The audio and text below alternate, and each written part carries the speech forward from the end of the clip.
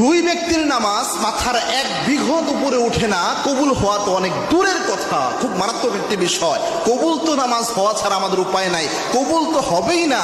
আপনার মাথা থেকে এক বিঘত পরিমাণ, অর্ধেক হাত পরিমাণ পর্যন্ত উপরে উঠবে না আল্লাহর দরবারে পৌঁছানোর জন্য, যদি আপনার মধ্যে দুইটা অপরাধ থাকে। এই জিনিসটা আমাদের সকলের জানা উচিত। দেখেন, নামাজ খুব গুরুত্বপূর্ণ।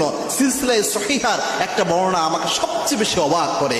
আল্লাহর হাবিব সাল্লাল্লাহু আলাইহি ওয়াসাল্লাম জানিয়েছেন, আউয়ালু মা ইউহাসাবু বিহিল আবদু ইয়াউমাল কিয়ামাতি আস-সালাহ।